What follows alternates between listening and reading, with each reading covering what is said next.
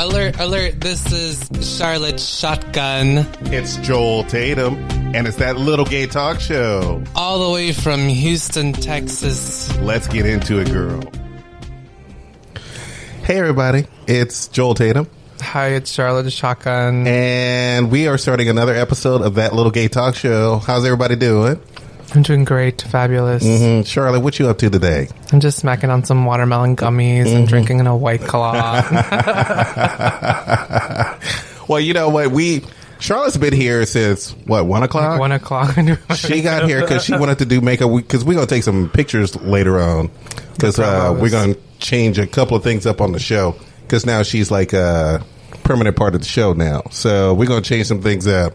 You're going to see that little gay talk show shrink down just a little bit, and then you're going to see a picture of me and Charlotte just doing our thing.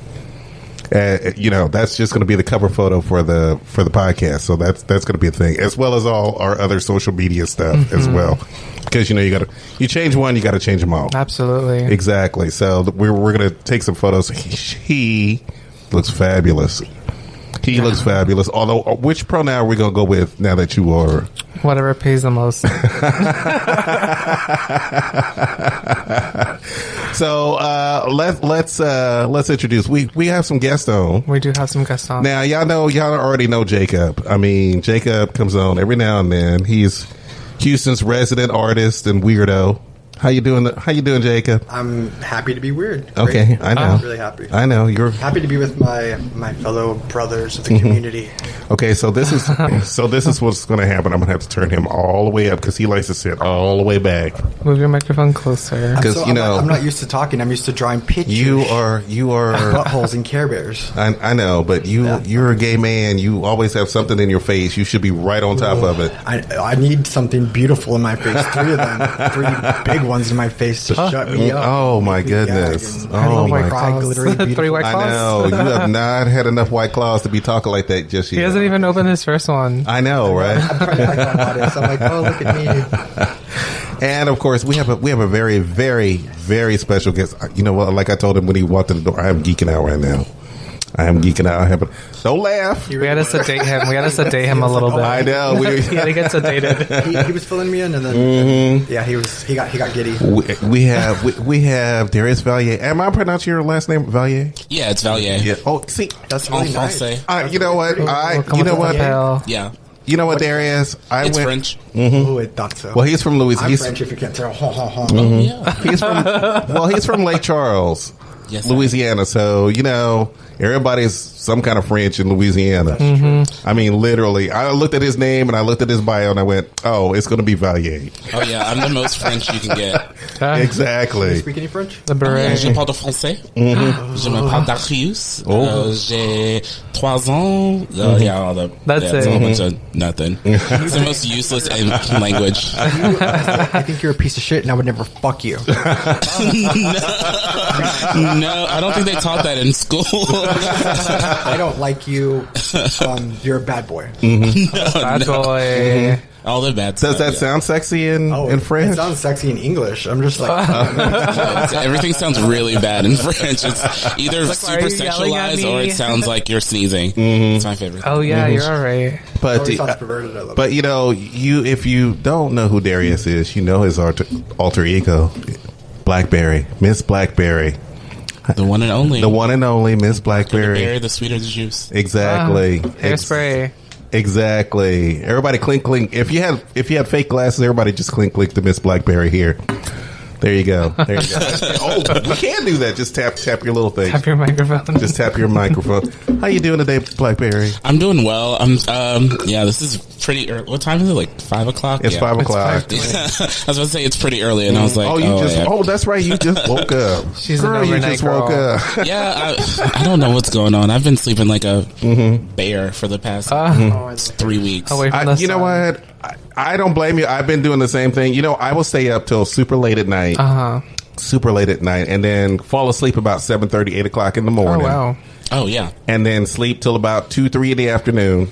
And I'm a little older. I got to have a nap. I got to have a nap. So I'll take a nap for about an hour.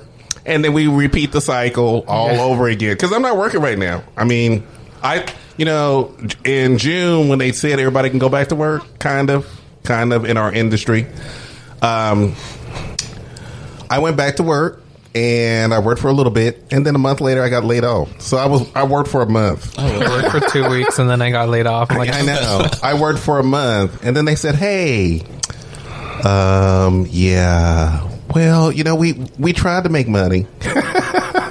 But we didn't make money, so we're just going to lay you off for just a couple of months, and then we'll see what happens after that. And I'm like, okay. Well, they have multiple locations, so they closed a couple of their locations. Oh, okay.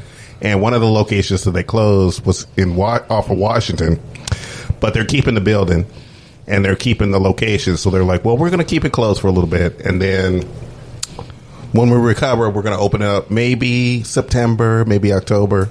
Okay. And I'm like, okay, well...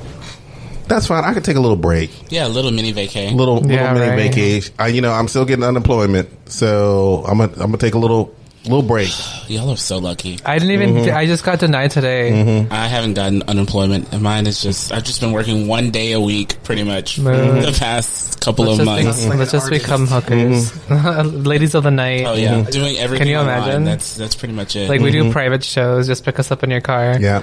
I've done a couple of birthday grams, so that's been good. Oh, just cool. Randomly go to someone's house and perform in the middle of the street. Do you guys have a salad gig here?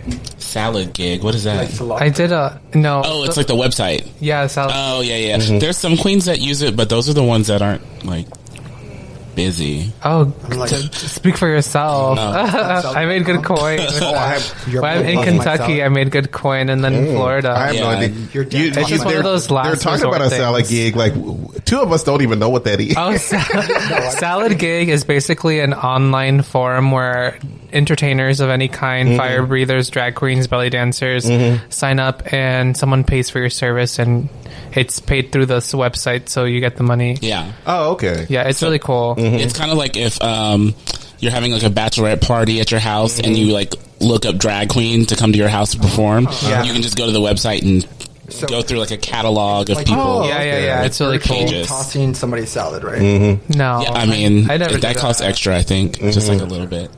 I went to this, the weirdest thing that I ever did through salad gig was I went to this like really 5-star expensive restaurant, and the guy asked me to dress up in leather and lace and as a fucking dominatrix, and I went there and I brought the cake out.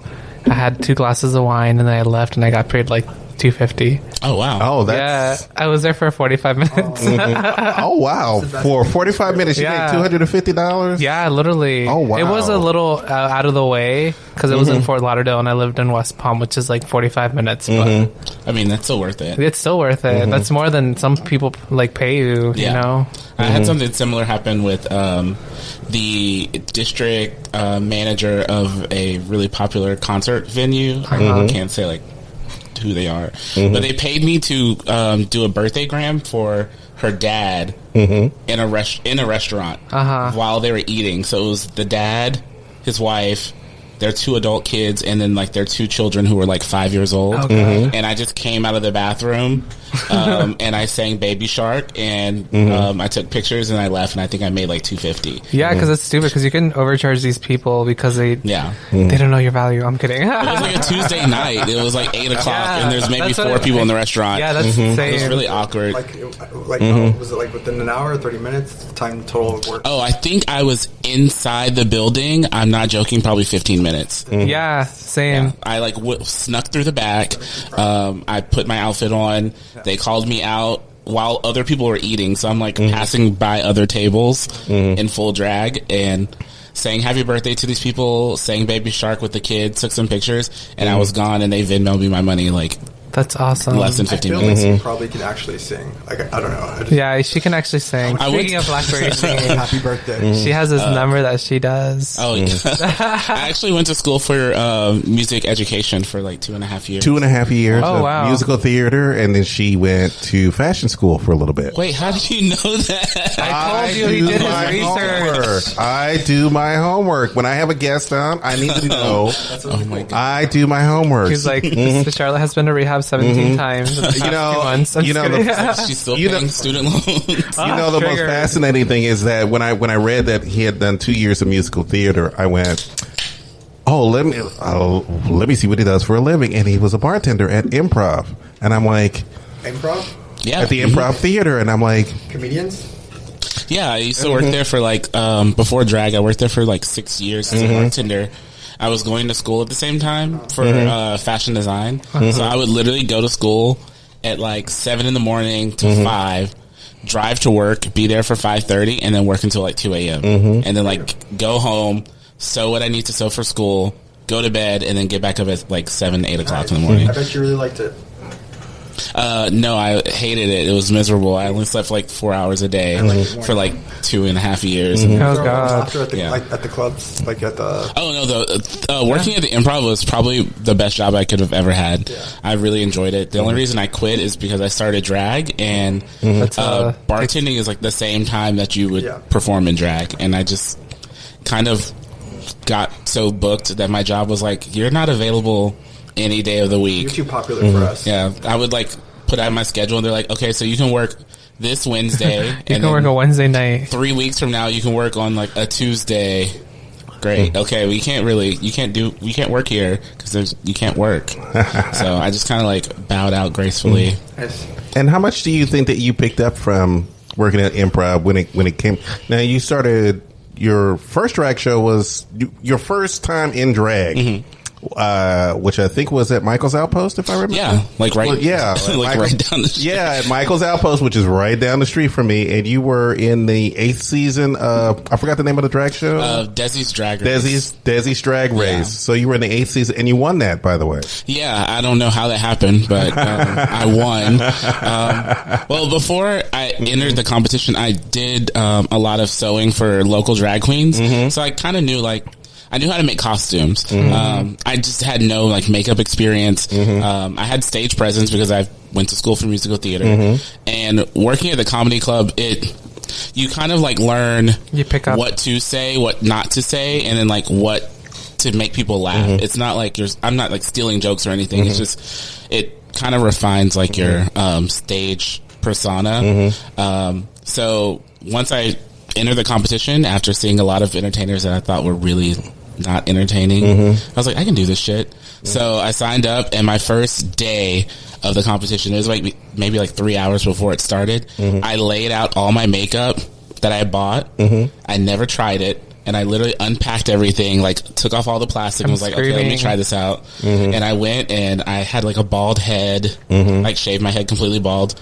I wore like a black leather vest, pasties, black panties, and black boots, and I did Peaches Fuck the Pain Away. And I got second place of the night, and at the end they were like, yeah, y'all can't do these like vulgar songs. And I was like, well, I just got second place, how's that bad? Wait, at Michael's Outpost you can't do at Michael's Outpost? Isn't it like yeah, it was really stupid. Isn't it an older crowd? Yeah, it's an older crowd, but they were trying to keep it nice and like classy.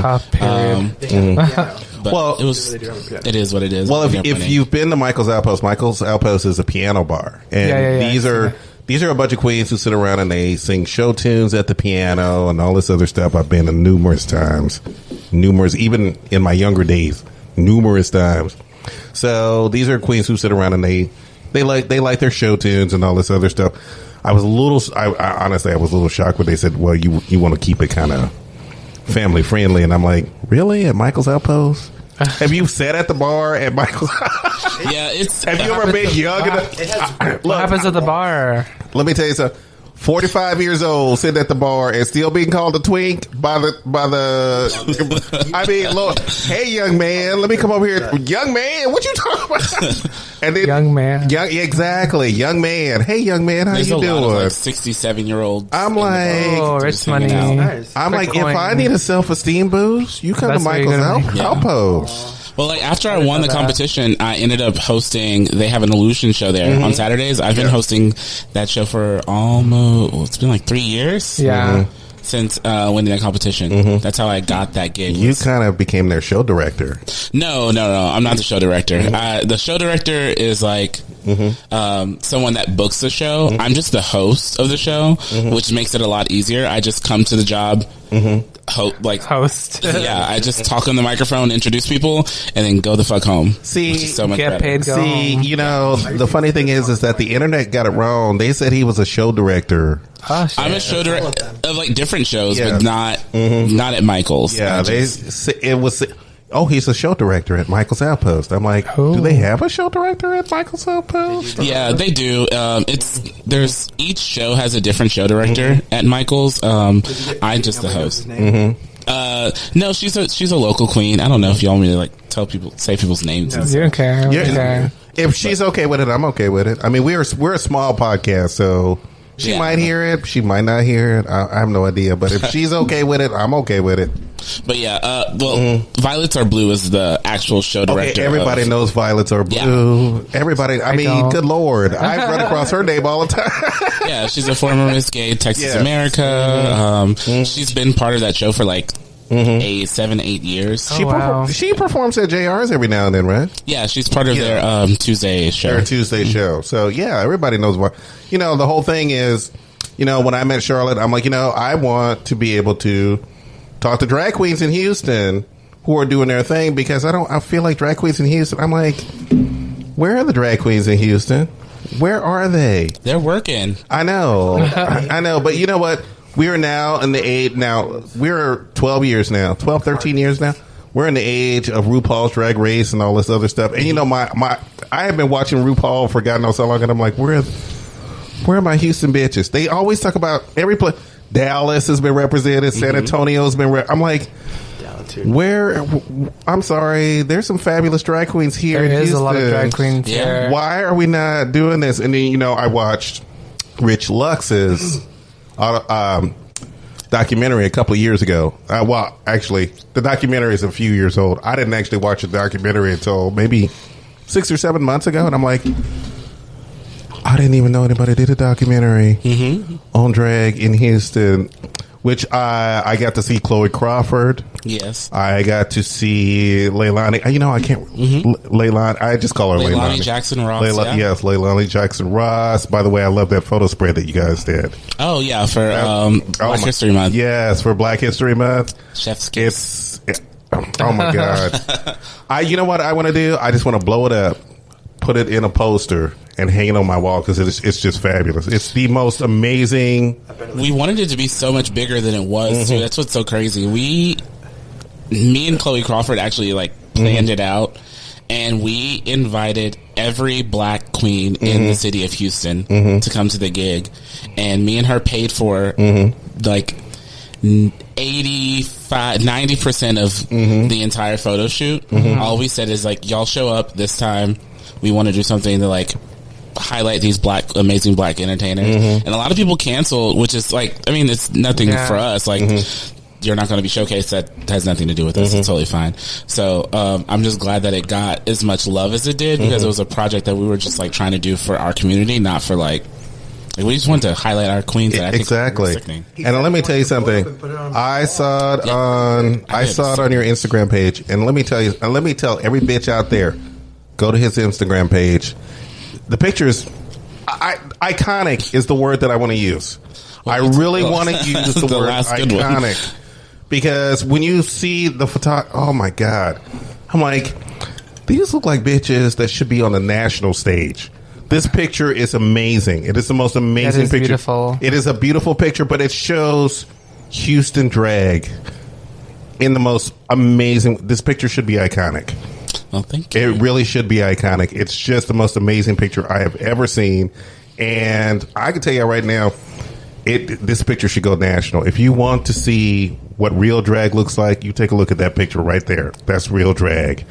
That's Houston drag. That's real drag. We try. I feel like a lot of the most, like, the biggest names in Houston, like nationally. Do you know Roxanne Collins? Yeah. I'm like, she should be in here. Yeah. Well, she didn't show up. Annie. That's not my fault. Okay. She got invited. Is there a little bit? Is there a little bit of tea on that? Do you want to? No, we asked them. We gave them over a month to show up, and they didn't show up. Everyone had an excuse. You know what? That's enough tea right there. How many was it? Like 8 people? That's really nice. Yeah, like 8. It was 8 entertainers that came. I want to say we invited like over 20-something people. I thought there was only 7 people. I thought there was only 7 people in the picture. I think it might be 7. I think it's 7 people in the picture. I want to say we invited like a good 25 entertainers. That sucks that they didn't show up. Yeah. You know, Did they get like a free like individual pic? No, you could buy your own individual picture when you were there, but it was like at a discounted price. It's like we already rented out the studio for everyone. Yeah. And we already paid the photographer. All you have to do is show up, do this group shot, and then if you want to get... You're already here. If you want to do another picture, you can. I'm going to Photoshop myself in this photo. You know, not brown skin girl. Brown Make fun of my skin tone. You know, I was telling Charlotte when we were looking at the picture earlier. I'm like, why is Miss Coffee not in this? Why is Miss Coffee not in this picture? Did she not show up? No, she didn't show up. And I'm like, yeah. well, we didn't know that, but I'm like, well, why is Miss Coffee That's not good to know the background. She's like the thing in Houston, and I'm like, why would she not show up in this picture? And I didn't know the story until you just told it right now, but that was something that we talked about earlier, and I'm like, she should be like right there in the front. I mean, literally right there in the front. Well, maybe She should. Yep. She missed out because, like I said, that picture is, I mean, like I said, it's iconic. What was it should be. The meaning behind the photo? Like, what did you want to get out through the photo? Like, to me, art or photography is like therapy. So was there like a message, or was there like a feeling that you wanted to share with other people? Yeah, I feel like a lot of the bigger name entertainers in Houston are not showcased. Like the queens of color are not showcased. So the bigger name queens are usually like the skinny white queens, which is nothing against those queens. But I wanted to show all of the entertainers in Houston that don't get as much love, which are the black queens or the trans black queens. Those were the ones that when I first got my job at South Beach way back in the day, the first people I was told that I had to pair up with were Coffee and Roxanne. And I felt like I didn't know much about drag, and I feel like I have so much respect on a whole other level. I don't even like the word drag. I feel like entertainers, artists, like there's so much more that goes on with that. I mean, then I just see the skinny white queens with the very Texas hair and all that stuff, and it's like Texas hair, blah blah blah. But yeah, I like that. You know what's up. Yeah, I just wanted to showcase, like, I feel like you did good. These girls are doing twice as much work, and they get like only this much like fame on the internet. Yeah. Even for like me being a black bearded drag queen, I have to put in like twice as much work just for someone to like to get some just to get like credibility or a like on social media. But you're doing good with all the pay y'all were talking about. Here I am like pouring out my like no bits on OnlyFans, and I'm like, damn, you guys are making some really good money, so that's good. I mean, if I could, I would, but no one wants to see all of this. It's too much going on. You never know. You never know. People are into everything. We all sell ourselves. I mean, respectfully, I have a good price. It's pretty cheap. If anybody wants it, it's my PSA right now. It's my PSA. Paying you more than you expected to, especially for stuff that you're like, wait, did I just get paid for that? I've gotten pictures with like just teddy bears and like not even showing anything. I'm like, okay, this guy wants me to fuck this teddy bear. He's going back to his childhood. Teddy bear. I mean, that sounds like me and my ex, honestly. I love a good old teddy bear. I'm learning about them. Well, there's a lot of crazy things. I know, like, people are into, like, balloons and stuff. I just did a digital, I filmed a video of me, like, sitting in a bed with balloons, but it was for, like, a digital performance. Yeah. I was just, like, going for, like, a nice, cutesy mood, and someone was like, you know, someone's gonna, like, get off to this of you like in a bed full of I'm balloons. Screaming. Like, you should have like come the balloons or something. I totally didn't think about that. Or just like pop them with your mouth. They weren't like any crazy size balloons, but it was like, I'm not joking, a queen size bed full of balloons. Yeah, but did you blow them up by mouth? Yeah, I did. Oh God. Were they all like on the bed? I just had them like sprout out on my bed, and then it's like me sitting in the middle. But I actually don't like the video, so I think I might just delete it. But oh God, like, you should just post a clip. The idea was cute, but it wasn't. What song did you do to it? It was for. I did Say Anything Alive with the Glory of Love, which is like an emo band. But the vibe I was giving was like very Melanie Martinez. Oh, it just wasn't. It didn't go. The song didn't go with what the vision theme was. Yeah. So watching it back, I was like, this looks insane. This is what not. Is it called? Nostalgic. Yeah, I was like, this doesn't go together. It's like a peanut butter and like pickle sandwich. Okay. Yeah, well, no, some people eat that shit. I'm like, I like that stuff, but yeah, it was. I think I'm gonna redo it. Do you have any comedians or other drag performers that you definitely will give props for doing what you do that inspired you? Oh yeah, there's a lot of comedians that I really love, that I like respect, which a lot of comedians I don't think are funny just because I've seen them so many times. Yeah. And it's kind of like lost the funny for me. But people that always make me laugh are John Witherspoon. I don't care how, well, R.I.P., but every time I saw him, I probably met him maybe 15 times in the 6 years I worked at the Improv. He's always made me laugh, even though he's doing the same 7 jokes for the past like 6-7 years. Aisha Tyler, I think she's an amazing writer. Oh, I love Aisha Tyler. She is an amazing writer. She's one of my favorite people on the face of this planet. And a third person that I think is just super funny. Inspirational. That always inspires you.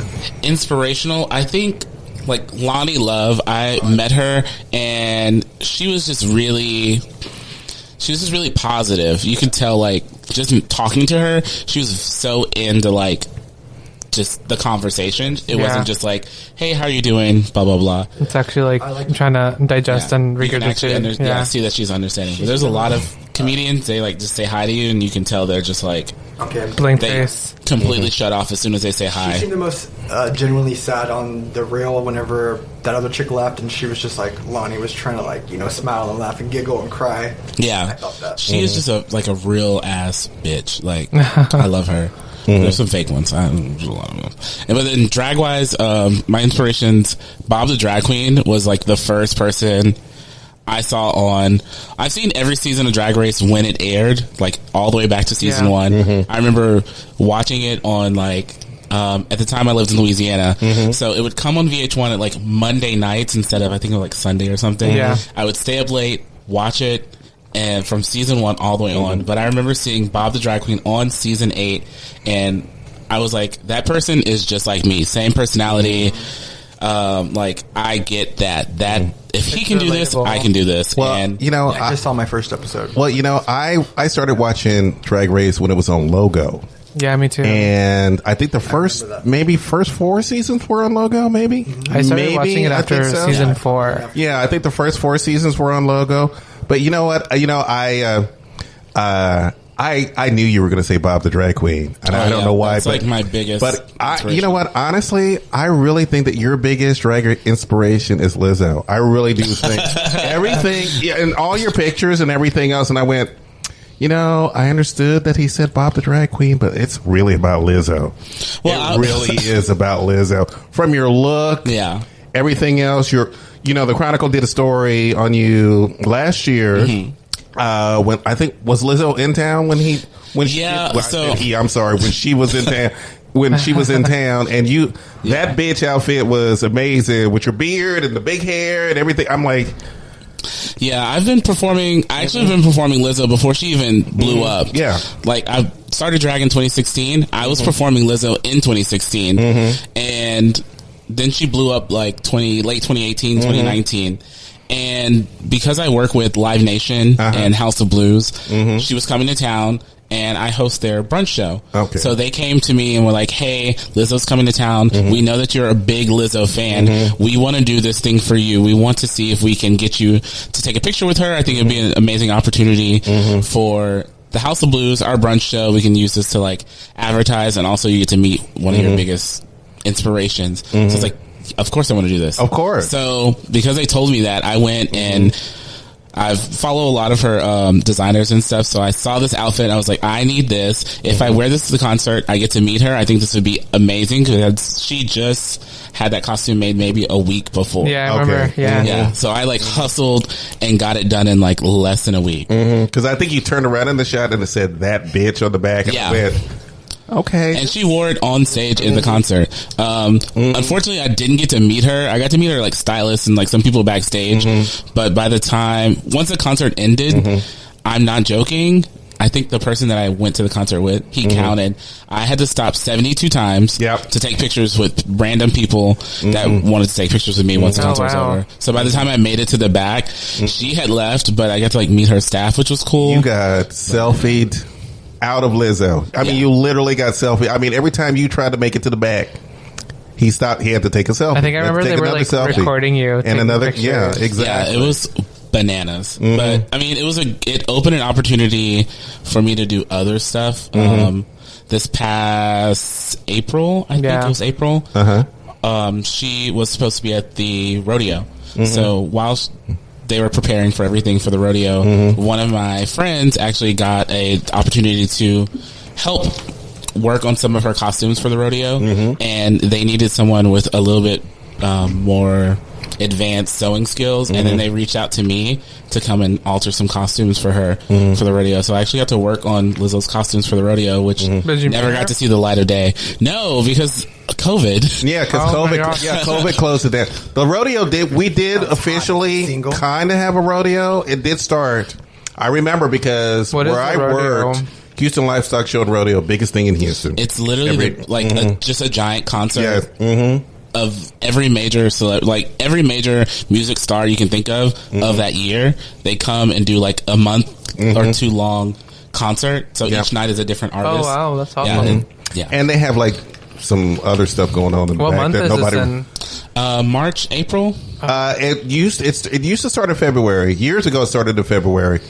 Then it moved to the end of February to April. Yeah, because spring break at that time, that was a good time for the kids to be able to go to the shows and all this other stuff. So they moved it to like the end of early March, all the way to April, so that they could fall within the realms of spring break, so the kids can come out. Because here's the thing. The rodeo's been going on for like since Houston has been a thing, and young people weren't going. So when they moved it, they wanted to encourage young people to come out so that the rodeo could continue. So that's why they moved it so late into the season. Yeah. It's been like this year we've had like they had K-pop stars lined up for nights. Well, we had Cardi B. Yes. Was that last year or the year before? So it's like it's a major thing. And to get tickets, Lizzo, the K-pop stars, Cardi B, those concerts sold out in record time. Record time, like minutes. Literally, Lizzo's show sold out in 24 minutes. What? Oh, it tickets depends. Are super cheap. Yeah, there's really cheap tickets that are like in the 700s, 700 seats. Special the VIP press seats or whatever in the front. I've only been to the rodeo twice, and once was with the company, and the second time was supposed to be last year, but I didn't actually go. No, I've had the fried Reese's, the cheesecake, and some other stuff, but I think. Yeah, it was a really good opportunity. I didn't get to do it. Actually, the day that we were supposed to do our second round of like fitting stuff was the day that everyone was supposed to try everything on.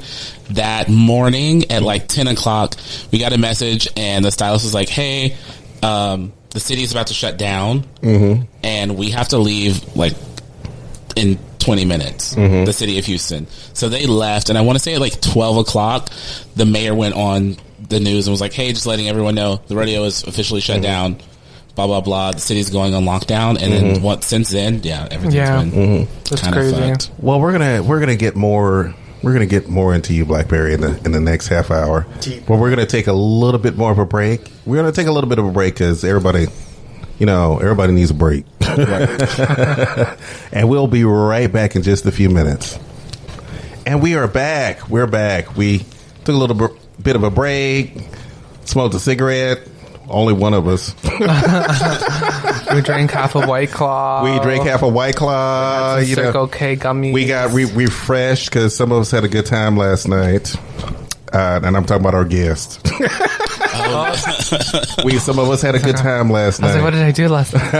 I looked at you too. I was like, oh, what? What she did? Oh, you felt like pregnancy, you know? I was like, I didn't do anything. Speaking of guests, let's get back because we talking with Miss Black Berri because I have questions all over the place, and bring them. I'm just having a good time listening to conversations and everything else, and I'm so glad. Like I said, I know that I know that I'm either being weird or whatever, but I'm so glad to have you on the show. Well, thank y'all for having me. I'm so glad to have you on the show, but I want to get into it. I want to talk about drag queen story time. Yay. I know. And, I was surprised when I read it. I'm like, yeah. This is what happens when gays try to help the public.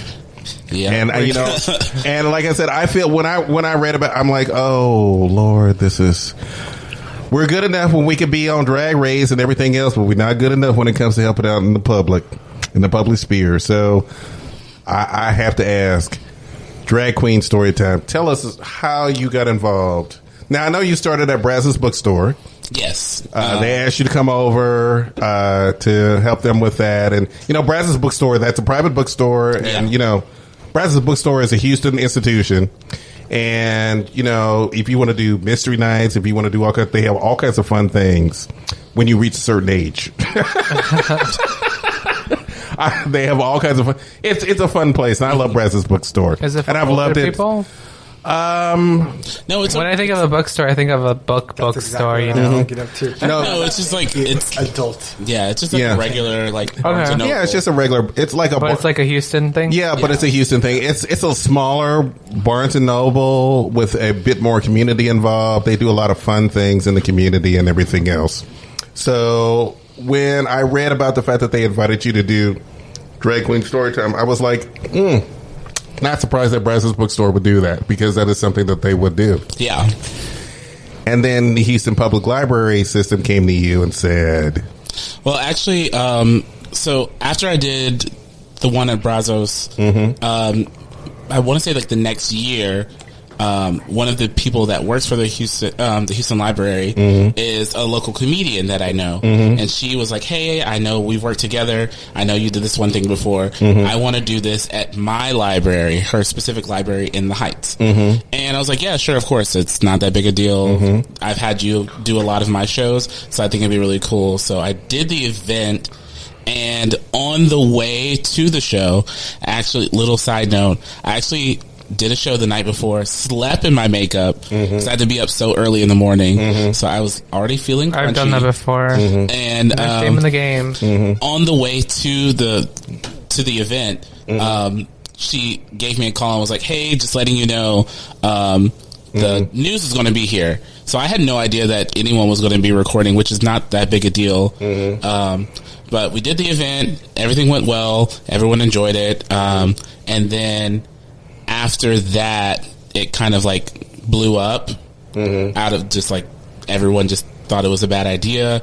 People were saying that they didn't like that the library was using the tax dollars to do this event, which I wasn't getting paid for at all, and it was all voluntary. So that was already a lie. Like, I could have just slept at home. Yeah. Now, I'm very offended by the. Yeah, it was. This has been in a lot of libraries across the nation. They've introduced Drag Queen Storytime in a lot of libraries. And at the time when I was reading this article, I just read a story about a library in Ohio that had to deal with protesters and all this other stuff. So I was shocked when I'm like, wait, so they're doing that here in Houston now? That's great.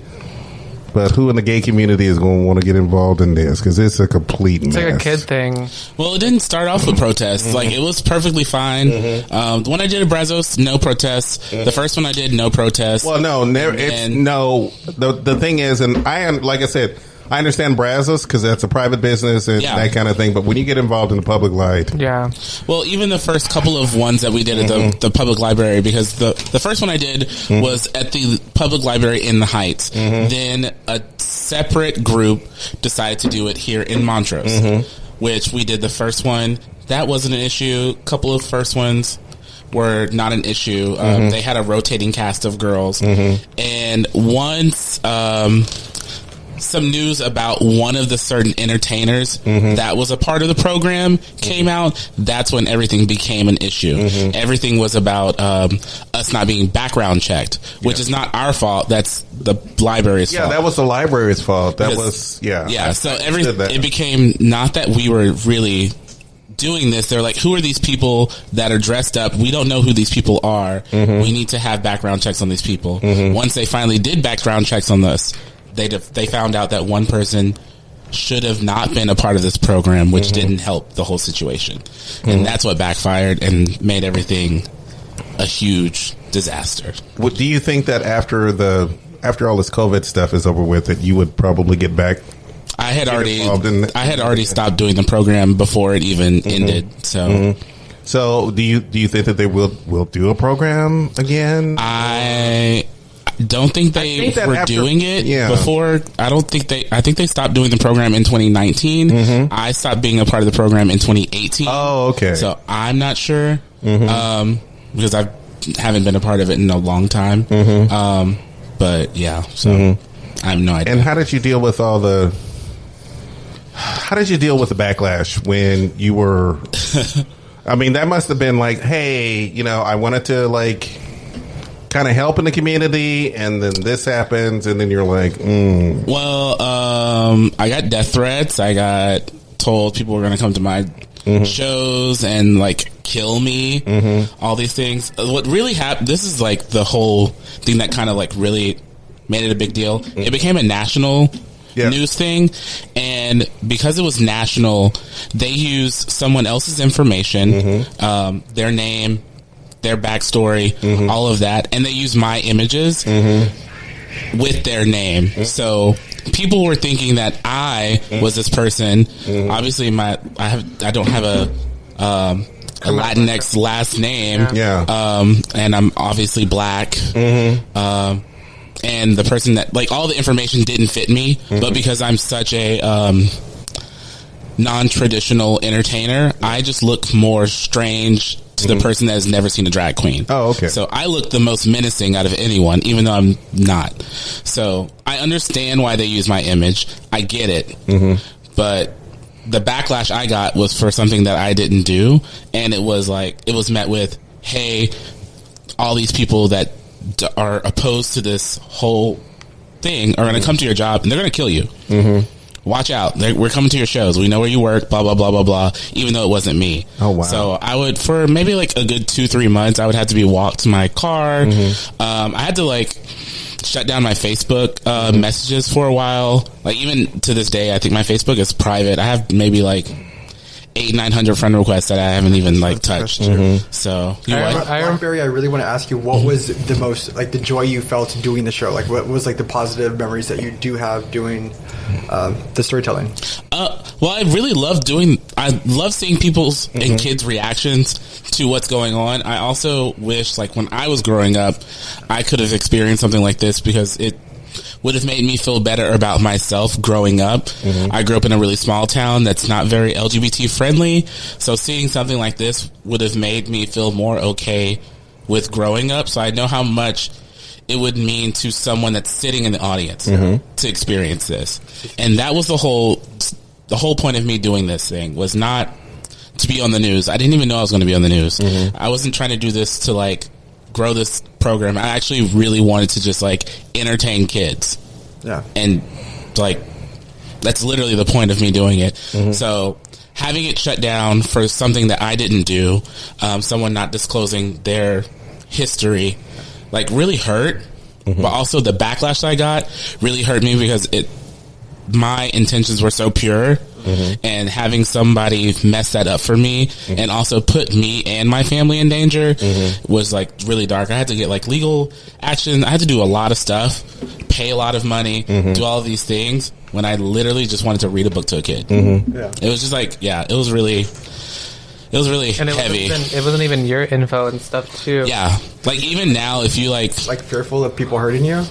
Yeah, no, I would get death threats from people that I did not know on Facebook for months and months and months, saying they send me a picture of my flyer for a show.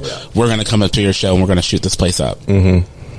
So it was was fucking scary. Like, just for myself, I live with my mother and my little brother who's in middle school. Yeah. I'm scared that, like, if my little brother went to school and someone would have saw this image, like, he's very proud that I'm a drag queen, that I make really good money. He has no shame in my job, but he shouldn't have to be scared to go to school because of something that I'm a part of that I had nothing to do with. Or my mom going to work. If someone would have brought this to her job and was like, is this your son? Is this blah, blah, blah? Like, she could have lost her job. My brother could have been hurt at school. I could have been hurt just doing my job. It was just very, it was really hard. You know, the amazing thing is that when I'm now listening to this story, and this is the first time that I've heard this story from this side, because when I initially read it, it was Houston Public Library messed up. And that was all there was to it. They forgot to vet someone. That was that. They only mentioned Houston Public Library and the people in the library system. They never mentioned the backlash of the people who were participating. They never mentioned, like I said, until I did a little bit of a background on you, I didn't even know that you were even part of or one of the people who helped bring it to Houston. And by the way, good job. Thank you. Because you did bring art and fun and everything else to children. I look at the people who protested this, and I remember growing up, and when we had storytelling, there were people in costumes of both genders who dressed up as each other in both genders. There was never a big thing. I never understood why this was a big thing in this day and age. But when I was a little child, this was a normal thing. When I would go to the public library, there would be someone who would read stories who, no matter what gender they were, just people are homophobic. And I'm like, why is this such a big thing? And it failed. People get scared of sparkly things. Exactly. So the thing is that I never knew the whole background of all of this. I just knew that from what I read in the paper, from what I saw on the internet, it was Houston Public Library's fault. They were going to fix this. They were not going to let this happen again. Blah, blah, blah, blah, blah. Did they say anything to you? But they never mentioned the people that were affected in the back. Who they were never mentioned. No mention of this at all. And that's what really gets me. And that's why I was like, see, this is... it makes me happy. This is what happens when gay people try to, like, be a part of the mainstream and try to do the things in the mainstream. When things go to hell, we get blamed for it. I mean, like, I've gotten my formal apologies and everything, but it was more like if you look it up right now, if you Google my name or the person's name that this whole situation was about, the whole the person that should have not been the person who should not have been in the program, that my pictures still come up on their information. Really? Like, you can Google search it right now. Fake news. Yeah, but it's all like on websites like Breitbart and like these crazy like radical websites. But like it took a long time for me to get my name clean for something that I didn't do, which is, it's fine. I mean, it is what it is. I understand why those people did what they did. I get it. But yeah, it's not fair. This is a hard thing, but also it opened so many other doors for other things that I'm doing. Like, it made me scared to leave my house, but also it opened doors for me to work and do other things because obviously I didn't do anything wrong. So yeah, exactly. And the community stood behind you. Yeah. By the way, the community did stand behind you, even though I don't understand why the community would not. The fact of the matter is that none of this was your fault in any way, shape, or form. Yeah. This was a government. This was a government agency, and they messed it up. Yes, and now everybody's scared to leave their homes. So. Well, that's because of a virus. I like to think it's because of Black Berri. There's a lot of people that are scared. That's what happens when you're pure. But let's leave that behind. Let's I was going to ask you how you were doing after after everything's been shut down, and you've been an MC at several clubs, Guava. You've been. I have my notes. I'm sorry. I don't have it. You've been the host of Icons. You're a host of Thursday Gay Guava. You're a co-host of Game Night at the Room. You've been busy. Yeah. You were busy before all of this happened, and now we're shutdown has happened, and then the bars open back up again for a little bit, and then we shut down again. Yeah. So, just let people... What are we doing now? How are we keeping busy? Before COVID... shut everyone down, I was working like 5-6 days a week. Some of those days I was doing like 3 shows a day. I would like do brunch, afternoon show, and an evening show. And once everything shut down, I took a break because right before I did some traveling to some cities for some shows. So I took maybe like a month off just to like actually rest. So that was good. I'm glad for that. I got to like recharge. But once everything went digital, I've been fortunate enough to do so many online shows that it's pretty much like I'm still working like before. And I haven't had to, I'm proud to say that I have not had to reach out to do work since COVID has started. So yeah, it's been a blessing, but it's a lot of extra work and doing things that I have never done before.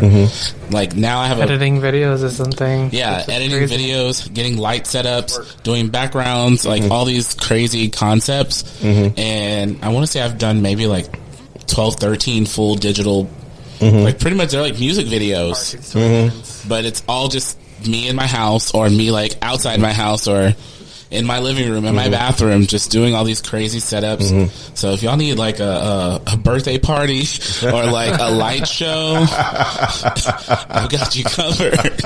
I have like way too much stuff. I could literally have like a studio in my house now with all the stuff that I've had. And how wait, how do I look you up on Zoom? What are we doing? How do you advertise? Well, each show is different. I usually post my flyers on my Insta story for the week. I usually post them like 2 to 3 times a week. But each show is at a different location. Some have been on Zoom. Those are the ones that are like in person live shows. I've done a lot of them on Twitch. I've done some on Instagram Live. I've done some on Facebook Live. Yeah, it just depends on like what the show, what they asked me to perform, and what, I guess, platform they're streaming it on. So walk us through it. If, as an entertainer who might not be working right now, who wants to get back into working and everything else, and realizes that they have to do it digitally, tell us how you started doing it digitally first. Okay. Just to give people out there a little first-hand knowledge of how to do it first. Well, the first couple of shows that I was asked to do, they were like, hey, we're putting together a digital show. If there's a theme, I just come up, pick a song in that theme. Or if not, if it's something I want to do, I just pick a song that I really enjoy, that I think that the crowd would really like. And then I just put my vision of what artistic vision on what I want to see go to the song. It's less about, I think the ones that are most effective are the ones that are less about just lip syncing the song like you're in a bar. More of like doing something. Yeah, like make it your own. This is your opportunity to make your own music video. So I think the videos of people that are just like lip sync in their living room just dancing to a song, I don't think they're as effective as like the ones that are actually putting a story or concept behind it. No, that makes sense. I think, and plus, who doesn't want to be like a Beyonce or Rihanna? This is like literally your opportunity to make your Beyonce video or your Rihanna video, or like I think those are the ones that I love the best. But I've also done some that I just like stand up against the wall and just do a lip sync and turn that in. So what do we feel about TikTok and the rest? Honestly, before COVID, I would have ignored TikTok, to be quite honest. TikTok is entertaining. Yes. But during COVID, when you have nothing to do, I'm also a sideline gamer. When you played all the games, you watched you binge watch God knows how much TV. You realize there's a lot of TV out there. There's And every time I turn around, there's new streaming service that pops up, and I'm like, do I really want to pay $4.99 for another streaming service to watch a show that I'm probably never going to watch? And all this other stuff. So the thing is that, to see live entertainment still happening, that's the one thing that I have not been able to. Now, a couple of my friends in Austin were able to hook up with a drag queen who works in Austin. She does her own video series. I think live series or something. You can send her money through Venmo and that kind of thing, where they're still doing shows and all this other stuff. So, so to know that there are people drag queens in the industry that are still trying to find new ways to make money, to work in an economy that just, you can't go to the bars, you can't do any of that other stuff. I think it's amazing. And I'm seeing a bit more creativity than I've seen ever before. So, I have two drag queens, by the way, Charlotte and Miss Black Berri, who have been part of the scene for quite some time before COVID. What do you think will happen after COVID, after we can get back out into the world and that kind of thing? How do you feel like Houston drag might change or could possibly change? Honestly, I feel like Houston is, let's say the South is going to go straight back to how it was. That's what I was thinking too. I think North, a lot of other cities that I've traveled to, I think it's going to be more of a different shift in performances than Houston. Like a lot of Houston, it's more of the congested cities that are going to reevaluate how they're going to hold shows, hold the staff, bars. Like even now in Houston, I think that a lot of the digital stuff is not at the scale as a Chicago, New York, or LA. Which is understandable. Yeah, which I totally get. So I think once everybody's ready to go back to the bars, I think in Houston it's not going to be as strange or as different as it was before. I think the entertainers will be more cautious, but I think the crowd's ready to come back. They're ready to get back to their vodka sodas in your stool and put your money in the air and on your titties and stuff for the entertainer to grab with their mouth, which is always annoying. I thought about that too. I'm like, we can't really do that anymore. Yeah. So I just think that it's a wake-up call for the entertainers to be more cautious, but I think the crowd's going to go back to normal. That's not going to make a difference. Well, I think what I'm asking is really, I mean, I heard what you said, that in the South it might just go back to the way it was. But honestly, can it go back to the way it was? Because I don't honestly think that it can go back to the way it was. The only thing that I see that's different coming from working at the Eagle is just that everybody was still hanging out and lounging around. They just had a mask around their mouth. And or even seeing, on their chin. And like I said, I'm seeing so much creativity coming from the drag community, especially here in Houston, that maybe we should start to ask ourselves, why would we want to go back to that? Maybe it might be a time for a renaissance. And is that possible here? I personally don't think it's going to be like that in Houston. I feel like yes, digital drag is amazing. I really love the stuff that I've been doing digitally, but I feel like the crowd is not the same crowd that is watching you digitally are not the same people that are at the bars watching the shows. That you get to know and everything. Yeah. The people that are watching the digital shows, those are the people that are diehard fans that are watching you no matter what. But the people that aren't watching the shows, they're the ones that are ready to go back to the bars to watch you in person and to have that experience. The digital experience and the bar experience are two totally different things. That's true. You're not getting the same thing. It's kind of like before was a Coca-Cola, but digital drag is Diet Coke. Yeah, it's still a drink. You're still getting that sensation, but it's totally not the same thing. So I don't know if that even made any sense. But. It does make sense. Yeah. It's two completely different things, but are the same thing. Yeah, but if you're craving a Coke, this Diet Coke is not going to do it for you. You're ready to go back and get this canned Coca-Cola. Yeah, which I could understand. Which for me, I guess what I'm really hoping for is from some of the queens that I've known from drag in the 80s, which was always a huge thing in Houston. And drag in the 80s was like the huge thing in Houston. And I'm thinking we've gone through a down period for quite some time, and we've only had like a tiny tick here and there. So I think what I'm asking is it possible to get back to where we used to be?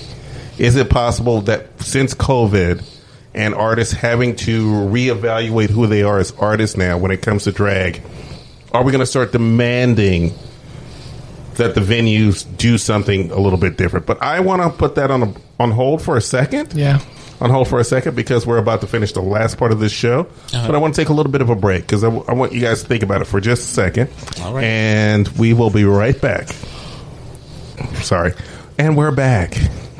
We're back. I'm back with me. Yes, with Charlotte. I'm back with Charlotte. How you doing over there, Charlotte? I'm great. I'm having a great time. Okay, this one over here went and bought. What is this stuff called? Four Loko. Hard seltzer. 12% alcohol. I'm like, are you serious?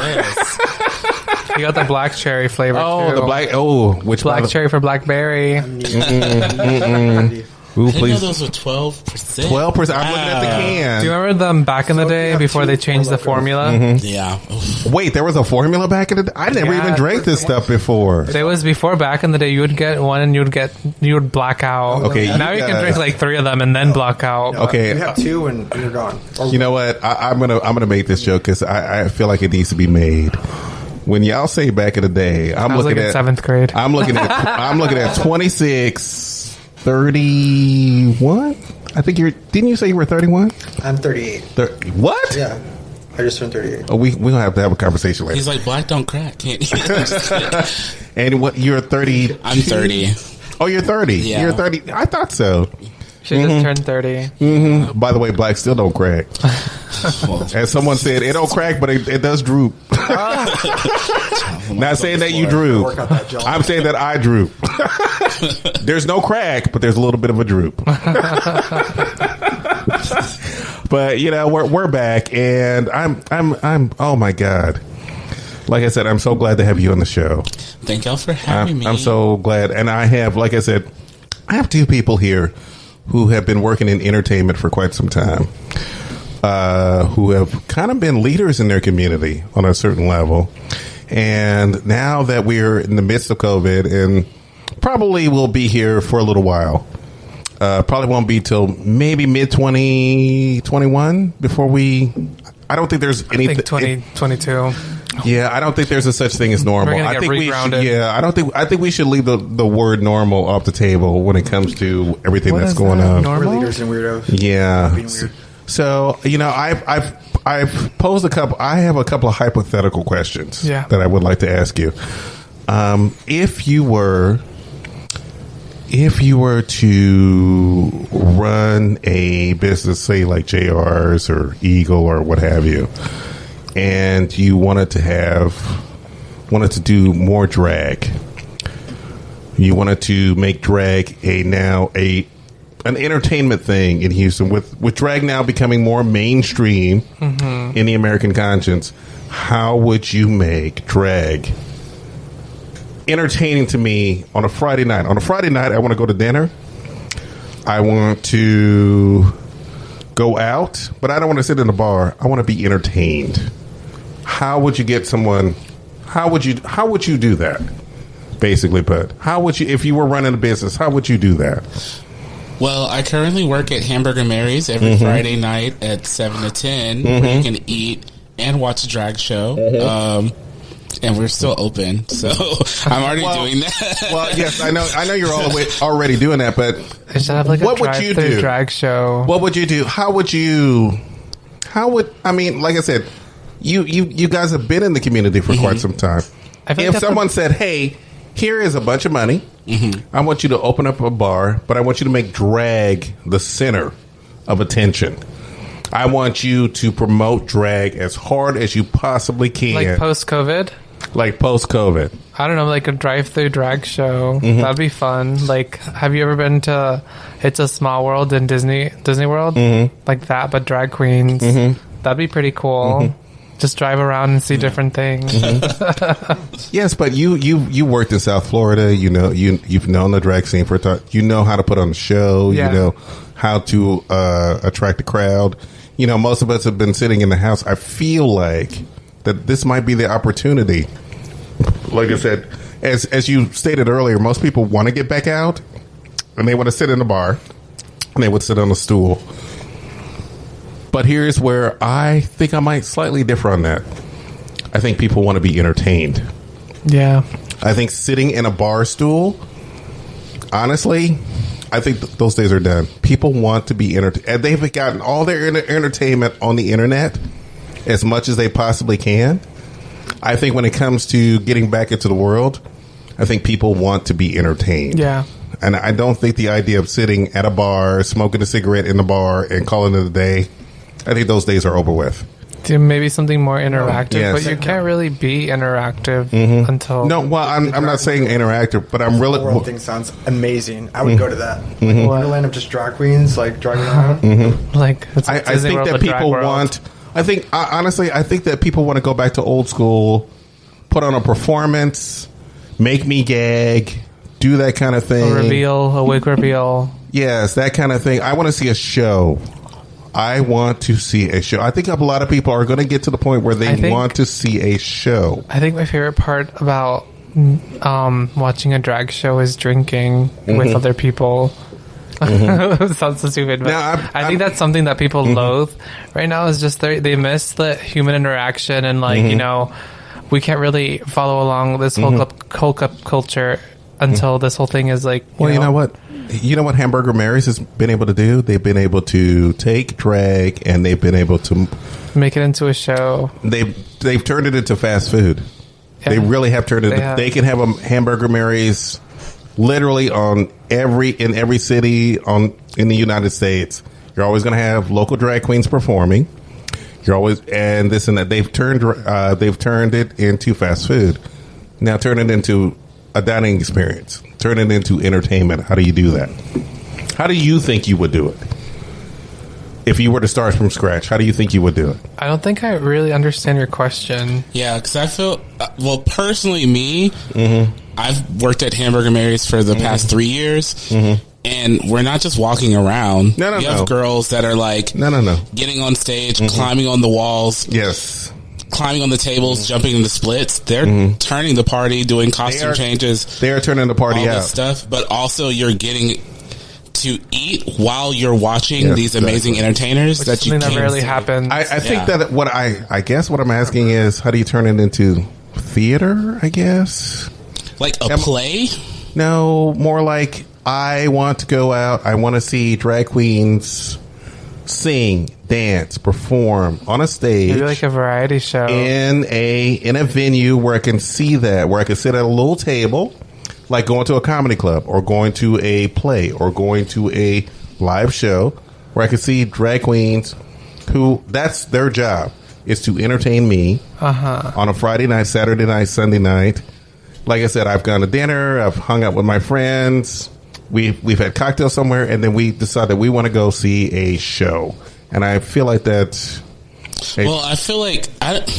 maybe old school. There are so many different shows in Houston that I think that people are already doing that. Like, just at Michael's on Monday night, their show on Monday is 100% Broadway. Yes, exactly. And half the entertainers are singing non-drag queens, and the other half are drag queens that perform songs from Broadway or live singing, and it's just Broadway. Can it be brought on a larger scale, though? I mean, that's one of the... I think last year they were voted the best drag show in Houston. Yes, they are. Oh, wow. So I think that it is being done. It's just there's so many different types of drag shows in Houston. You have to experience them all. Yeah. Because I know at Hamburger Mary's, not every show at Hamburger Mary's is the same. No. There's a Thursday show where the crowd comes in and it's not a drag show. It's a show ran by drag queens, but it's a crowd interaction singing show. Like, it's kind of like call back and forth. Like, if you know the lyrics, sing along with this song. On Fridays, I know personally for me, I'm not a dancing queen, but I'm on stage telling you jokes, and I'm also singing live. And we have it's a variety of entertainers, but it's also not just because it's in a bar. Like, but you have musical theater experience, so you can you can put on a one woman show. Oh yeah, well there's we've had a couple of people do one woman shows. You could do a one woman show where you know. Like a whole posting. Yeah, exactly. That's what it is. Your one so I feel like that you just need to have the venues that are able to provide that kind of thing. That's really what I'm asking is what kind of venues would you like to work in that would be able to do that?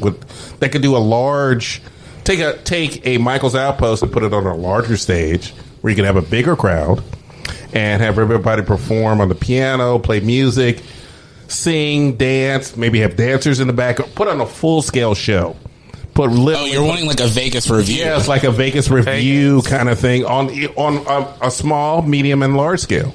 Maybe a small, medium, and large scale. I still feel like we're already doing that. Like, just speaking for myself, I've been doing a lot of work with small clubs like Michael's. I've been doing medium work with larger clubs like Rich's. I've also been performing on stages at the House of Blues by myself with burlesque dancers and all kinds of stuff. So I think it's being done. It's just it's not just for the gays; it's for everybody. Yeah. So, I'm not just saying for the gays because I think that now that it is a part of mainstream, I think that it should be like a huger thing. And I really do think that after COVID, this might be the opportunity to really make it even bigger, especially here in Houston. So I really do think that it might be possible. Maybe it might start off really huge in the short term and then gradually ease off. Maybe you're saying like, but keeping it on a level where it could compete on a national stage, where it could be a California, New York drag. You know, I was in New York not too long ago, and New York drag, like I said, it starts from the small stand on a little milk cart, try to perform and do all that stuff, to the big stage kind of thing. I know Houston is never going to be able to compete with that, but like I said, from Michael's Outpost, where a small stage can bring out the best entertainment that you could ever watch. By the way, I will say this to anyone: go to Michael's Outpost if you want to get some really good drag. Go to Michael's Outpost because those queens on a small stage do big work. They do big work. There's even a stage. It's a stage. There's a stage. Well, here's what it is. It's like some spotlights. I've been there before. I've seen it. There's a stage. I know. But like I said, when you hear the stories, from New York drag queens who like I said, little milk cart, and you have to put on a full scale show on a tiny little milk cart, it's the same thing. Michael's Outpost is the same thing. You put on a show in the tiniest little space. You might have 20 people in the audience. You might have a full house. And I've been to Michael's Outpost when they've had a full house on a drag night. And it is amazing. It is amazing. I just, like I said, I love drag so much that I've always wanted to see drag just be so propelled here in Houston. And like I said, I'm sitting with two people who could possibly make that happen. One who has worked in South Florida drag for quite some time and has worked in several venues and has managed to make those venues super successful. And another who already works in Houston and has done so much work in Houston, it's ridiculous. Like I said, his Instagram page is amazing. Like I said, that picture, my God. Like I said, iconic. These are drag queens in Houston who are iconic, and you took it to the next level. You guys have potential to make drag in Houston so grand. It's ridiculous. I'm like, it's all the work. The queens are putting in the work. And you recognize it, and you know how to put it out there because you've been doing it for God knows how long, and you know how to do it. So, like I said, I just want to give you guys props because I feel like that you guys can make Houston drag so grand. So grand. So I'm looking at a future of two people who could do it, and so that's why I asked the questions that I do ask, simply because I know you have it in you. I know you have it in you, but you guys are so busy, and here you are helping with a small show to get it off the ground and everything else. You realize if this bitch walked into my life and she is going to make my show great. She is going to make my show great. Who's Charlotte, right? Yes, Yeah. Charlotte. Yes. Oh, let me make sure I put that out there. Charlotte Shotguns. I'm just a crazy fool. I know. But Charlotte Shotguns walked in here and said, "Hey, we're gonna do this," and she has done this. And I'm looking at you, and your bio is so extensive. All the work that you've done is so extensive. It's going to be even more extensive. Me and Black Berri met on OkCupid. I know. Well, wait, did you? No, just kidding. No, we met on Plenty of Fish. The Christian Mingle. Farmers But only. farmers, potatoes only. Okay, who's growing the farm? Who has the farm? The sugar daddy, the one that planted us, the one that grew these potatoes. I'm the hoe. Kind of hoe. I'm the tractor. So all I'm saying is that I am so glad that I'm able to have a show where I can, recognize where people are going. And there's two people at this table who are going far. Yeah. Very far in this gummy bear bag too. By the way, is there any more of that? Yeah, There is. There is any more of that? Ooh, I'm gonna get some of this. Watch out. Get some more of this. So I'm actually gonna calm it down a bit. Let you do your thing. Let you do your thing, Charlotte. Me? Because like I said, I've been fangirling. Every time I have someone on the show, I fangirled with you. You know that, right? I feel like you could have fangirled out because I feel like you guys are really amazing people already now, and like it's nice to actually like sit down. I prefer this over actually being at the bar and like tipping and seeing everything and just kind of getting to just chill and see your makeup and hear you speak and know that you did all like this great work, and it's inspiring. I like it. Yeah, you're very well. I'm like, I'm just an old girl. Just Just a country girl. I'm just the one that makes the biscuits. I'm gonna tell I you make right. gravy. With honey? With gravy. Oh, with white Homemade gravy. gravy. Oh, yeah. With a white gravy. Okay, let me say this right now. If I hear you say the word old one more time, I will come over there and slap the shit out of you. I am 52 years old, bitch.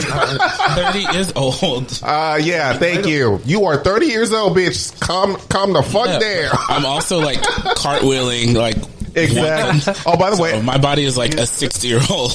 okay, you know what? If you want to do cartwheels, I can do cartwheels. Oh yeah, that's my bread and butter. I can do cartwheels. I can still do cartwheels, and I am at the age where I should not be doing cartwheels because hips could be broken and all this other stuff. Now do it in 6-inch heels. Oh, I've already done that. Oh, I did that Into a last year. split. Into a somersault. Oh no, we didn't do any of that. I mean, come on, let's be realistic here. I'll just splat on the floor. my goodness. We did it in. Well, we did do it in 6-inch heels. We did do it Cartwheels? in 6-inch. We did cartwheels in 6-inch heels, and that was Some it. platforms. Oh, that was it. I had to outshow the other people my age. Yes, I can do this, bitch. I was hurting for like 2 weeks, but but I did it. So yes, we had a good time doing it. But like I said, there's so much. When I look at the gay community in Houston and I look at where it can go, and I'm looking at after COVID, I'm excited to see what happens after COVID. Yeah. I'm so excited. It's the unknown, but I'm so excited. That's why I'm trying to like get all you people in on my show right now, on this show right now, because Before it's too late. yes, before it's too late, because I will never see you bitches again. I'm like, what's your name again? could you imagine? Oh, I'm sorry. You were on my show for a little bit. Yeah, I was. Maybe Which for one? 5 minutes. Which digital drag show? But I was like, I had nothing to do, so that's what I did. And I'm like, oh, okay, that's Your makeup is really amazing. Those X's I know are not easy to do. I know you're probably going to say they are, but it's really nice. I did them backwards. Good. I'm sorry, I just like punched you twice. I'm like, no, wait a minute. What? I did them upside down and backwards. I'm sorry. Oh my god. Well, you know what? I think we're almost done. Yeah. Well, I think we're almost done. Thank you. Black Berri, for being on. Oh, no problem. Thank you for being on. Thank you for being. I know you have to. I know you have stuff to do. I'm a busy beaver. Always working, all 24/7. Mm-hmm. Yeah, well, his bussy is so. Probably just so busy. Probably just so busy. Who's? Yours. I'm talking about yours. What do you mean who? You both stared at me. I know you guys. I said bussy, and you guys went what? I was like, your bussy is busy. Oh, what? Okay. I'm just trying to keep up with your children. I'm just trying to keep up with your children. It's all about y'all got now. the yes, you got the WAPs going on. Got the WAPs, so I understand. WAPs. The mobs. I have a friend who still calls it Bugina for some reason. Oh, Bugina. I know. He watched one episode of Oprah one time, and Oprah. I don't think Oprah used the word Bugina, but she used the word vajayjay. She was all about the vajayjay, and he's like, I'm not going to say vajayjay. I'm gay. So we're going to just go with Bugina. Oh, no. Bugina. That sounds like a chicken place. Isn't it Bojangles? Bugina. Sounds like that. Can I get a 2-piece and a biscuit? Can I get the Bojangles special? Yes, exactly. The vagina box. Extra vagina sauce. Yes, exactly. Yes. I'm going to need a side of Bugina sauce to go with that. No, not sauce. Well, it's going to have to be a sauce, honey, because I don't want that dry ass vagina. It doesn't make its own sauce? No, it does not make its own sauce. You don't get any Or vegetables. you can have some sauce left over. That's not sauce. That's grease. Could be sauce That's from some grease. You don't want the grease. The other person who was having its turn. For the person in front of you in line? Yes, there you go. That extra grease. Oh Lord! Grease. He's got that 12% alcohol going on in his hand. For local seltzer. He's got that 12% alcohol. I read my fanfic. I you guys still don't understand how old is Four Loko, because I didn't see Four It's Loko like 10 years old-ish, like 7. They used to have it in like the not late 2000s. Like early 2000s. Yeah, mid 2000s. I was at like 2007. 2007. Because I was in 7th. 2007 No, that's was the 7th year. grade. Yeah, I was in 7th grade. And 2007. Paris were all at I was in 7th grade because my mom would buy it for us because she thought it was like Red Bull. My mom used to buy us Four Locos because she thought it was a Red Bull, and because they used to ID her for Red Bull for us, so she thought it was the same thing. Girl. My mom's stupid. See, it's practically Red Bull. You're fine. Drink. Oh wow, you finished this. Somebody's thirsty. Well, I finished it because I didn't realize until I had to. Here you go, Mister. No. No, sir. No, sir. ma'am. No, ma'am. I actually did a booking in Brownsville maybe like a year ago, and the bar didn't sell liquor. They only sold wine and beer. But they also made cocktails out of Four Locos. What? And it was Was it gross? no, they were good, but they got you fucked up. I can only imagine, like, when you have too much sugar and it fucks your teeth. Oh yeah, it was horrible. Like eating like a whole pack of Skittles. Like, it was not fun. I live down the Take street. one for the team. My body was rough after that. Just sugar high. Like cute guys do horrible things to you. Once they Darius, I don't know if you recall, but I live down the street from a bar that was very infamous after 2 o'clock in the morning, which is right here off of Shepherd, and it was a Latin bar, and I'm trying to remember the name of it. It's right in that little shop right off of Shepherd. Oh, right behind the ice cream place? What was it called? It's a sports bar, right? Yes, it was a sports bar. Was it called the Leopard Lounge? No. Oh, that was the Girl, you were not here. You were in Florida at the time. Not Buddies. What is it called? It's Ditties. Ditties, yeah. Yes, Ditties. Like oh, Ditties my with God. Ditties. Yeah. Where they, like, lock you inside when you go inside. They lock you They're inside? like, Yes. we're going to serve you beer with coffee cups. Yep, exactly. Literally? Is it really? Yeah. It did, yes. It's not there anymore, and I heard that they moved, but, I'm sorry. I'm going to have to tell Diddy's business. Yeah, we used to get drunk at 4 o'clock in the morning at Diddy's. Can I get the coffee special? You can get the coffee special. Extra Kahlua and Bailey's. You can get the coffee special while you had the girls of the night in the corner.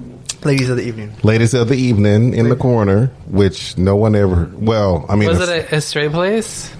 It was in everybody. It was an everybody place. But they had ladies well, ladies, it started off. I think honestly, I do think that it did start off as like a straight place for a bit because they did have one of those ladies. Because they did have some of the ladies on the side, but then everybody heard about it, and then suddenly it became an everybody bar. By the way, I used to dance until they opened. They had a cute little dance floor, and I love dancing. I'm a dancing girl. I love to dance. I want to see that in a little bit. Yes, I love to. Oh no, you're not going to see that tonight. But you love to dance. You are not going to see that tonight. Fine then. Okay, so yes, I grew up in the era of house music in the early days. So dancing until 4 or 5 o'clock in the morning. And then going out and get something to eat early in the morning. House of Pies. House of Pies. I heard of that. With that one gay waiter that's been there for 34 years. Is she still there? I don't know. My roommate told me that. Because we passed by it and he's like, there's a waiter there that's been working there for over 35 years. I think he's a manager there, though. I don't know. I think he's... Well, he hasn't... My roommate hasn't been there in like 8 years. Yeah, but I think he's a manager there. I think he's still there. I do think he was hot back in the day. I don't know what he looks like right now, but he was hot back in the day. And yes, we dance till 3, 4 in the morning and then go to House of Pies and get something to eat and watch all the drag queens come in. Mood. That's like IHOP in West Palm because it's right next to the gay bar. Oh Lord, Crow, if you knew drag history in this city, the best place that used to be was in Montrose, Charlie's Hamburger Bar, and all the drag queens after they did their shows and everything else, 2 o'clock in the morning, that's where they were. And the tea and shade was all over the place. Thrown. What was the Asian? All over the place. The Asian cafe that burned down.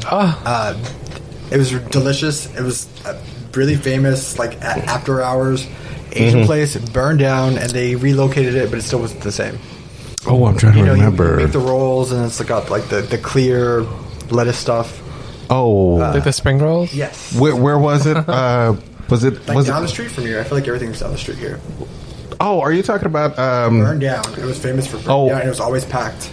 Oh, I know what you're talking about, but no, they closed. Ching Chang Lee's. That's what it was called. Ching Chang. I don't think it was called Ching Chang Lee's, but and no.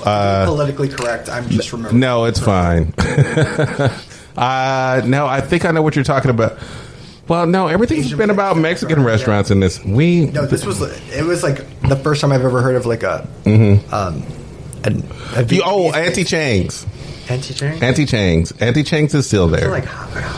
Maybe. Yeah, you can see Auntie Chang's at 2 o'clock in the morning. Yes, at the time they don't do that anymore. That sounds delicious. Yeah, Auntie Chang's at 2 o'clock in the morning. Some rice box after this. Used to be the thing. Wrapping up like an uncut penis with like clear lettuce, and it was just something very spring roll, baby. It was a spring roll. Yes, it was a spring roll. Or you talking mint or without the mint? Maybe you might be talking about Ming's. Ming's. Ming's. Exactly Ming's. Yep. Yes. Delicious. Yes, Quaid. Ming's at 2 o'clock in the morning. I'm sorry. King. Yes. At 2:30, 3 o'clock in the morning. Watched, what's it called? Black is King. Yeah. Can I have thoughts and theories? No, I've not. I have not watched. Isn't that on the Disney Channel? Proud Black on Disney man. What is it? I don't have Disney Plus. Channel. I'm sorry. I'll give you my login. I don't have Disney Plus. I like abstract. I'll give you my login. Okay, I'm gonna be honest. I love the style, the costuming.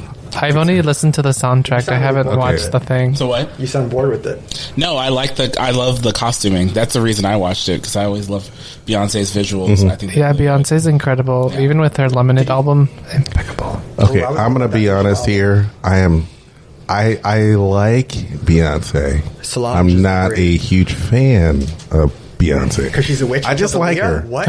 But it's all good. We all have good taste. Yeah. Well, I obviously we can't love all of our Houston queens. I'm sorry. I guess I don't have good taste. Aaliyah forever. I don't. Like I said, I don't. I said it. A Lemonade.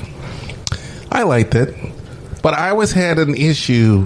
I don't want to get into it, and I'm not going to get into it now. But I always had an issue with Beyonce since the old days when it was a girl group kind of Destiny thing. Child. That's what made me like her. So I'm not gonna. So I'm not gonna get into that. But I Can't had keep an with issue it. with her Can't since keep the with it up, baby boy. yeah since since she was talking about paying all them bills, the telephone bills, and all that other stuff. So no, I'm not.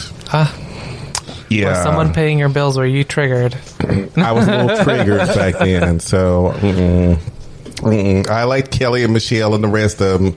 Oh, just And not I to just- say. And I understood what happened, and I have not been happy about that since. Beyonce sucked the So, life Do you force name out of the them. members? Latavia. oh, I forgot. You know, Latavia, and there were a couple. Latoya. Latoya. They actually had Latoya had a single that was kind of popular in Houston. Yeah, she had a couple of them. They were, Yeah, she had a couple of them that were popular here in And they Houston. actually had like another group called Angel that nobody listened to. But Latoya has like a drag staple, the swing batter song. I feel like every dancing drag queen does that still, like to this day. To this day, Yeah. to this day. So she's still kind of like up there, but that was all Matthews doing, not Beyonce's. but that was her parents doing, and I'm not going to get into that. But Today. not today. That's another conversation. So we're done. You guys are awesome. We're done. Well, thank you, Blackberry, for joining us on our Thank you, propaganda. Blackberry. Thank you. You know, I almost called you Black Cherry a couple of It's cool. times. I've heard it all. A couple of She's like, I'll times. just call her White Claw from now on. I've had black cherry, blueberry, everything. It's all good. Let's do it. Who called you Blueberry? Everybody. Who the hell called you They were Blueberry? calling me. I what would were have you guys- slapped the shit they were out of calling somebody me- if they called me They were calling Blueberry. me Maria Machine Gun the other day. Oh yeah, yeah. We were planning a trip, and Mikey couldn't remember your stage name, so we just kept going on this long tangent of just combining different types of guns and different ladies' names.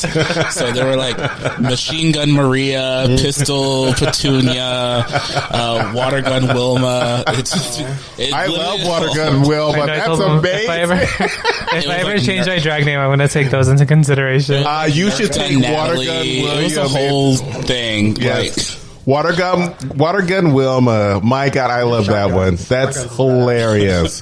That should be like your drag kid's name. If you ever have a drag no more drag kid, kids. No more drag kids. If you have a drag My kid, last one tried to kill me. That's a whole different story. You can earn a better name after this.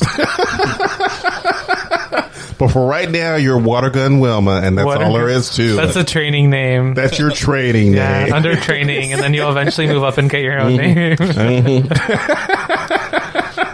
I'm looking for my Water Gun Wilma. What's the worst drag name you've ever heard?